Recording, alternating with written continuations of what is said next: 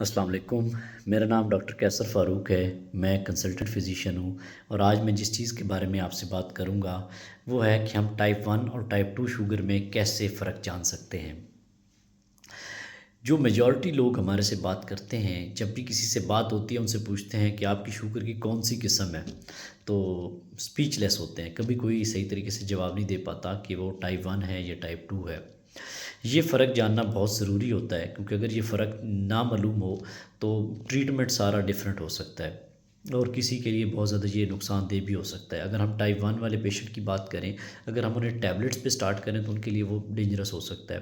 اسی طرح ٹائپ 2 والوں کو اگر انسولین دی جائے تو ان کے مسئلے مسائل اپنے ہو سکتے ہیں۔ جہاں تک بات ہے ٹائپ 1 اور ٹائپ 2 کی، تو ٹائپ 1 میں انسولین کی ڈیفیشنسی ہوتی ہے، اور جو ٹائپ 2 ہے اس میں انسولین ریزسٹنس ہوتی ہے۔ اب یہ کیسے پتہ چل سکتا ہے کہ یوزلی روٹین میں جو ٹائپ 1 ہے وہ ارلی ایج میں ڈیٹیکٹ ہو جاتی ہے، یعنی کہ 20 یا اس سے بلو والی جو ایج ہے اس میں عموماً ٹائپ 1 کا پتہ چل جاتا ہے، اور جو ٹائپ 2 ہے یہ زیادہ تر 20 سال سے زیادہ کی عمر کے لوگوں میں ہوتی ہے۔ اس کے علاوہ جو ٹائپ 1 والے لوگ ہوتے ہیں وہ بڑے سلیم سمارٹ سے لوگ ہوتے ہیں، ان کا اوور ویٹ یا وزن زیادہ نہیں ہوتا۔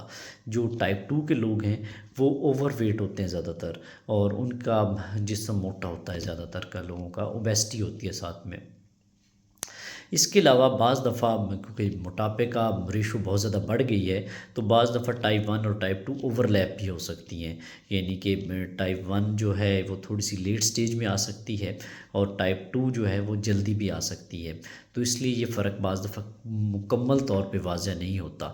تو اس کے لیے ہمیں کچھ ٹیسٹ بھی کر سکتے ہیں، جس میں سی پیپٹائڈ کا ایک ٹیسٹ ہوتا ہے جو کہ یہ فرق بتا سکتا ہے کہ یہ پیشنٹ ٹائپ 1 ہے یا ٹائپ 2 ہے۔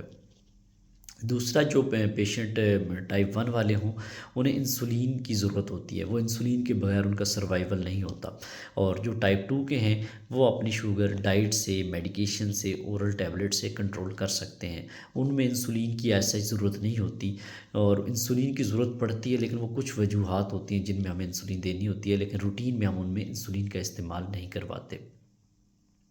تو میں امید کرتا ہوں آج کی ویڈیو آپ کو بہتر لگی ہوگی۔ Thank you.